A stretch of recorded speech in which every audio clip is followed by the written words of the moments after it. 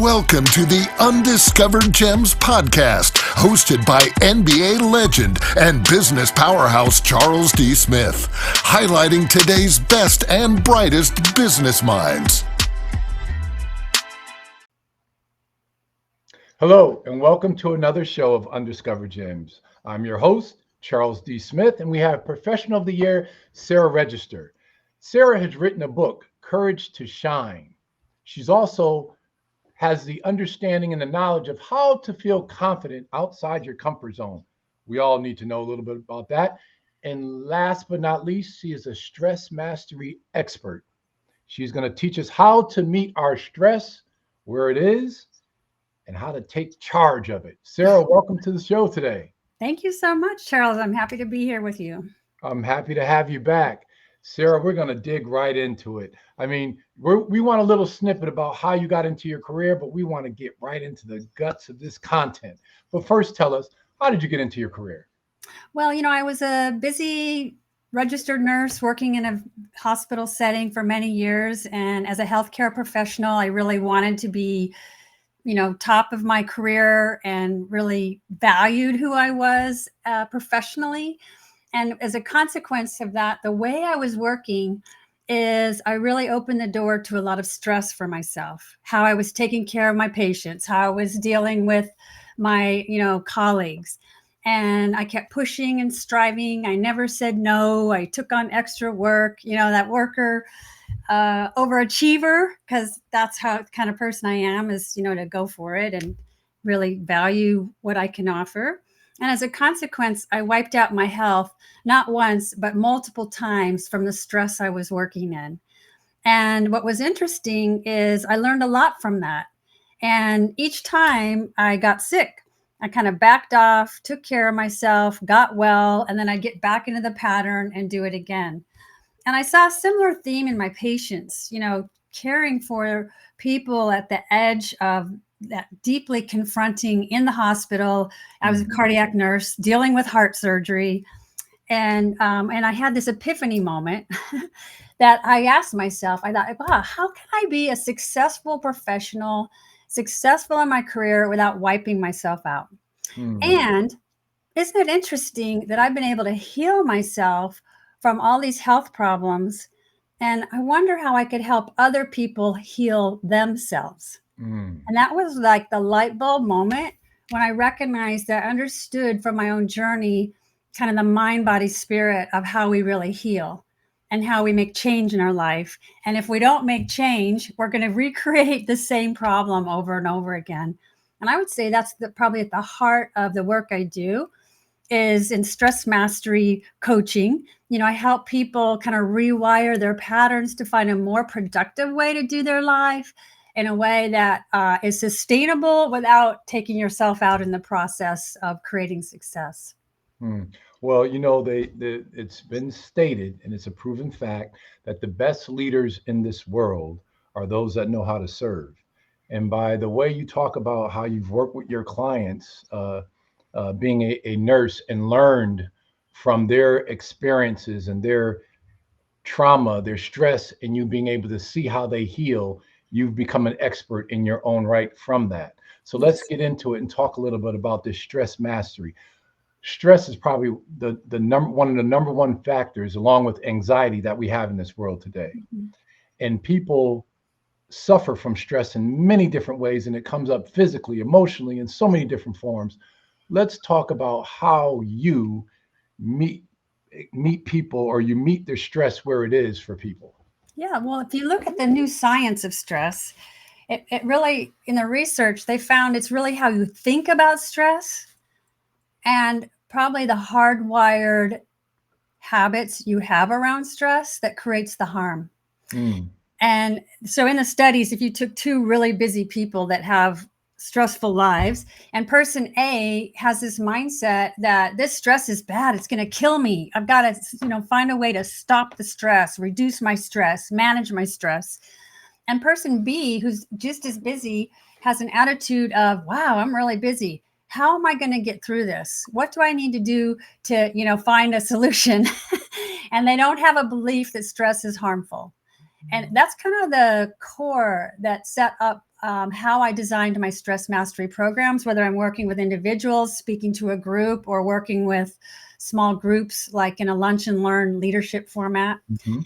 And it really is about how there's different types of stress responses. And most of us have the habit of fight or flight, where we go into the fight, flight, or freeze mode with overreacting to situations in our everyday life, where really in our physiology, that stress response is meant to keep us safe and help us take action or react or freeze where we are, whatever we're going to do to actually survive. So if you're going to go, after this podcast and you're going to avoid a car accident, you definitely want that fight or flight, like to be able to swerve your car, slam on the brakes, avoid an accident. But when you have that kind of response in your day to day at work or at home with your family, it's like always keeping the faucet on, running full bore. And of course, it's hard on the cells, it's hard on the organs, it's really hard on our system if we always respond to stress with that fight or flight or freeze response. And so learning how to master stress isn't really about managing it. It's not about reducing it, because the bottom line that I recognize in my clients is we stress about those things we care about. And yes, you could mitigate, by ending something that's stressful, that's, an option. But sometimes the things that we stress about, we don't want to get rid of them. Right. Like your children, your partner, the projects you're sharing that you're working on, Charles. It's like getting rid of it to manage your stress is really not an option. We really sometimes need a more productive way to address when we're feeling triggered, when we're feeling confronted by a stressful situation, or we're having competing priorities. It really is about having better tools and strategies to meet stress so you can get through it without wiping yourself out from the overreacting super duper stress response. So you mentioned the word triggered, and a lot of people do have these triggers that push them into stress. How do you manage it before? How does one get to learn and understand their triggers? And what do you do when it starts to surface or you start to feel it? What are some of the tools that you have to help people? I think the first step is to have a tool or practice where you can respond and not go into reaction. And so at the heart of stress mastery truly is mindful awareness. It starts often with just taking that pause, taking a breath. And so I have a practice that's one of the foundational practices, and I wrote about it in my book as well because it's so simple. I call it pause, notice, choose. That in that moment when you feel the trigger, or you're overwhelmed in your day, or someone said something or did something, if we can have enough self-awareness to actually just take a step where we can just pause, take a breath, and drop down to our center. So as an athlete, you would know your center of gravity is actually 2 to 3 finger breaths below your navel. That's where your center is. And actually, when we can drop out of our internal dialogue and the reaction mode where we're losing energy, but we can take a breath and drop in, then it's much easier to actually find a solution and say, wow, I'm really triggered, or wow, I'm really overwhelmed, or how am I going to get through this today? And it gives you some bandwidth internally to be able to respond differently externally. And so the pause is taking a breath and dropping into your center. Noticing is naming for yourself what's really up for me right now. Why am I going through this? And then choose, okay, what do I need to do for myself? Do I need to have a conversation with that person? Do I need to go make a cup of tea? Do I need to take 10 deep breaths? It's like that giving that space of awareness is so crucial to turning around any pattern, particularly stress patterns, so you can rewire a new way. And that takes practice, takes some steps and strategies. And from that perspective, if we don't take that pause and drop in and say, what can I do about this for myself to choose? We will go to our reacting habits like phone scrolling and emotional eating and, mindlessly watching movies to distract ourselves. We'll distract to try and escape it rather Right. than leaning in and finding a solution, getting through it. And Right.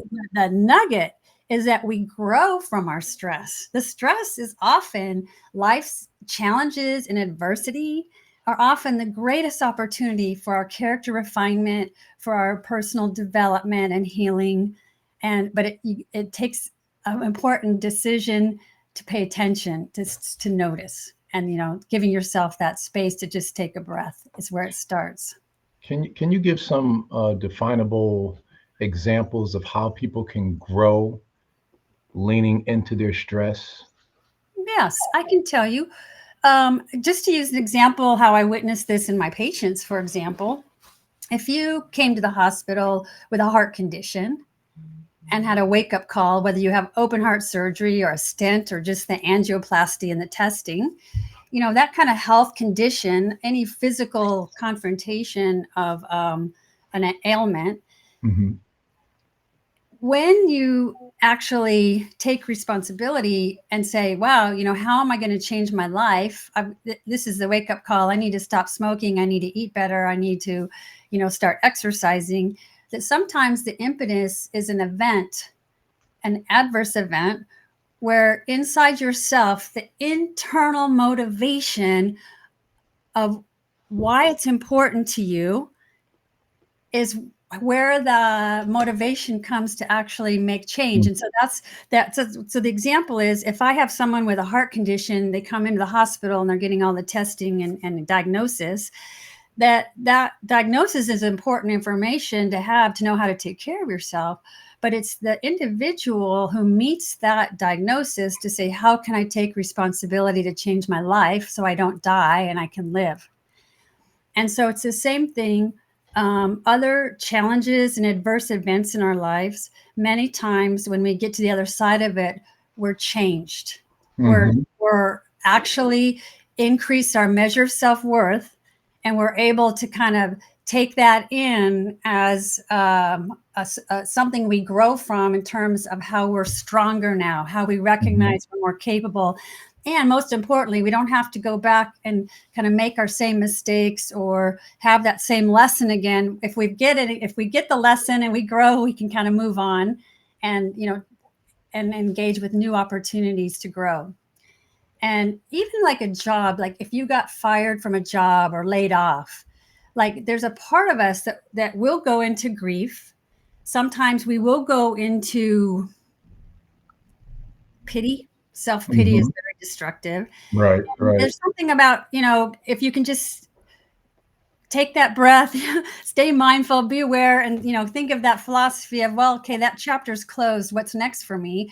So it gets you looking forward and moving forward rather than being stuck in the I lost my job. I'm never where you're caught, in the downward spiral. Right. So it's important to recognize that the turning point is when you recognize, hey, maybe there's even a better job I'm going to get, or maybe there's like some new thing I'm going to do.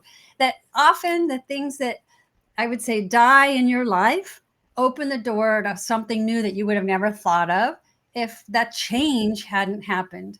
But as Right. human beings, we hate change. Yeah, We I like, guess there's billions of dollars spent sitting in that chair talking about change or coping with it. So you're absolutely right. yeah, Um, you also are quoted in talking about how to feel confident outside your comfort zone. Um, how do you approach that? Because if everybody was able to do that, we wouldn't have a lot of problems. But it's easier said than done. How do you shepherd people along to get comfortable outside their comfort zones? this is kind of tied to the stress mastery piece. Hmm. Because if you think about individuals that you offer them something new or a change of some sort or an opportunity to try something, that they'll often say, oh, I would never do that. That would stress me out. And so when someone like declines an opportunity to go outside their comfort zone, they're kind of saying like, no, I don't want to grow. I'm good how I am. I'm fine. And so there's a complacency of staying where we're comfortable, even if it's the devil we know, where people typically will settle or they'll put up with things that they're not really happy about. And so for us to really gain new arenas to grow or new things to learn from, we are going to have to leave our comfort zone. We are going to have to say yes to, there's going to be a learning curve to the new job or exploring a new relationship. And there's also something really important about learning from our mistakes, that we can swirl around in the emotional soup of a mistake, but really our mistakes sometimes are part of our greatest growth opportunities. If we wouldn't have made the mistake, we wouldn't have gotten the lesson. And so part of that, the comfort zone, why I mention mistakes is so often people don't say yes. They don't put their hand up because they're afraid they're not good enough. They're not going to get it right. They'll make a mistake. And it's literally like driving your car with the handbrake on. It's going to hold you back. And so there's something about allowing the benevolence of allowing myself to make mistakes so that I can have that opportunity to stretch beyond my comfort zone and grow. And personally, why I wrote about that was because I was the kind of person that looked really great and very capable on the outside and had a can-do attitude. But really internally, I was very insecure, very anxious, and it was almost debilitating. And so I had to learn for myself the tools and strategies that when I am leaving my comfort zone and I am feeling anxiety or insecurity, even though I'm trying to mask it from everyone else, how am I going to support myself internally to still keep engaging and growing, even if it's uncomfortable because I'm feeling insecure, unsure of myself, or anxious? Right. Well, you have a situation where, it seems like there's growth, maturity, and development in the area where you're uncomfortable. And that's why you're saying when somebody pushes back, you say, well, I don't want to grow. It's almost like, I don't want to grow. I don't want to develop. You have to get in it in order to grow and develop. And that's what the clear fact is. And people do fight that. It is very uncomfortable. Let's move toward your book, Courage to Shine. What is that book about? There it is. You might as well tell them you can be contacted at directionsforwellness.com. On Amazon, on Audible. plug. This book took me 6 years to write. Wow. It was not fast. And the first pass, I wrote this book because I'd already been working with stress mastery, helping my clients, be more stress resilient, more confident, having skills, tools, strategies to support themselves, to have those conversations or take those actions and make change, have the transformation. And so when I wrote a book about it, it was really, really boring. I was like disillusioned. I'm like, oh my gosh, I finally wrote this book and it's boring. And so in the next years that I rewrote it, I put my own story into this book. And so if you want to learn anything about Sara Regester, it's right here. But in a way of, hey, this is what happened to me. This is what I learned. Here's what you can do. So it's very transparent and very, I would say, pragmatic approach to stress that you might experience in the workplace, in your family, how to navigate change. And there's even a spiritual component that really is what I saw. Because, I teach internationally personal growth and development from a shamanic lineage to bring personal growth and healing. And I really did recognize what I saw in the hospital, what I saw in myself. It's the mind, body, spirit wholeness of how we heal, how we grow, and how we evolve. And we each do it at our own pace. And it's much easier to have the support of a coach or someone with you to help guide you than trying to just do it on your own sometimes. Right. You could read a book and you can get some nuggets. And it is all those things that you do, workshops, et cetera. They're all important. But there's something about when we make changes in our life, our health gets better.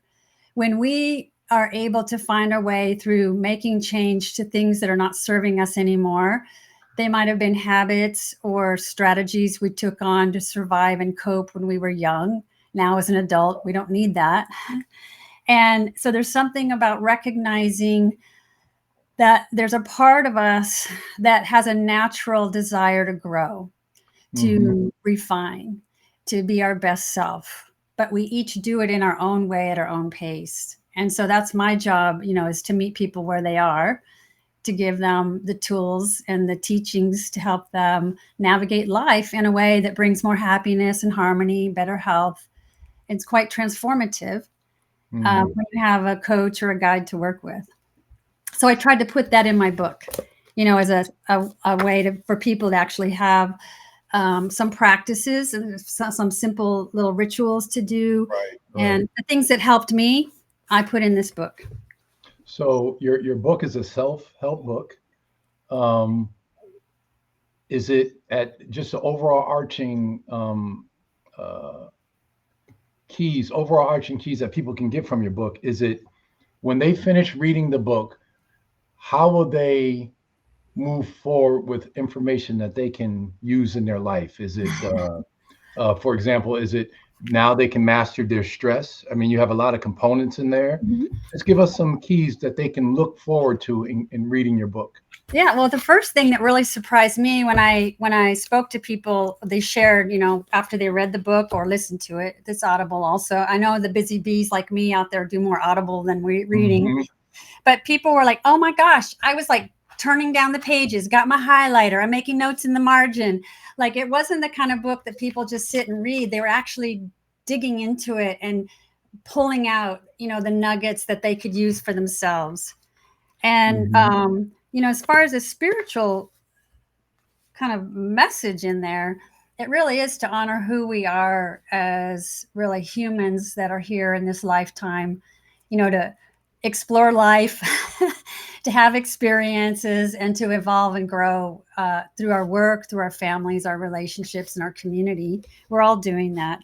And so this is really, like, I would say, a toolbox that has some specific teachings that come from my shamanic lineage that support transformation and change. And then it has the science, the new science of stress, to have some actual tools and a pragmatic approach, to have some practices to create more stress resilience. A better way to drop in and say, how am I going to deal with this, versus the hardwired, energy flies out of our body, we're reactive. It's like, that's not a productive way to really resolve when you're in a tight spot or you're having competing priorities of family, work, me time. It's important to know that when we have so much distraction in our lives and so much commitment and so many things that we have, so many irons in the fire, this book actually helps people find a way to discern and prioritize that, to just stop and, think, okay, well, here's my approach to deal with these competing things that are important to me. Because so often our stress is competing values, competing priorities of how we're trying to do it all right now. And that's not going to work. It's going to be stressful. You've mentioned a couple times your shamanic work. Can you explain that to our audience? I can, because, it's often, I think, misunderstood that a lot of people today think shamanism is going out into the desert with some Peruvian medicine man and having a cactus plant hallucinogenic experience. And that's not what I teach. What I teach in terms of shamanism is using nature to heal. And so we have the elements and the as above energies, the so below, the mineral world, animal world, plant world. It's really, how can we connect to creation? How can we lean into the natural world around us to be connected to life and the stream of livingness, not where with our free will, we often disconnect, distract, and then we go into that hopelessness. And so the shamanism that I teach is a combination of very ancient wisdom from an oral tradition, as well as combining with ceremonies, because alchemy is a ritual or ceremonial process that brings in the elements, brings in the worlds of Grandmother Earth to create transformation. And so when you get teachings and then you take it into a ritual or ceremony for yourself, it really increases the rate of personal growth and development and healing when you can do both the learning of it and the experiencing of it physically. Hmm. When you're teaching or training in shamanism, do you have to be, does your environment matter? Can you do it in an office? Do you have to be out in nature? Can you do it anywhere? That's such a great question. You know, you can do it anywhere, any place, and anyone who works with me, even if you read my book, you're going to have a flavor of it. Good. Because that's who I am. You know, I'm the mind, body, spirit. Hey, everyone, let's evolve and grow together. Hmm. It might not be so overt in how I'm speaking, but it's always there between us. How can I support you to grow? How can I support you to find your healing? How can I support you to take responsibility for your healing? Not me telling you this is what you need to do, or, you know, I'm not giving advice. It's like we're side by side. You're driving your own bus. I've got the GPS. Let's do this together about how you want to move forward. Well, let's move forward very quickly on the fact that we want to work together as men and women. And Yes. men and women, everybody says we're equal in the workplace, but we operate differently. How is that? How do we operate differently? Yeah, this is such an important piece of healing in our collective.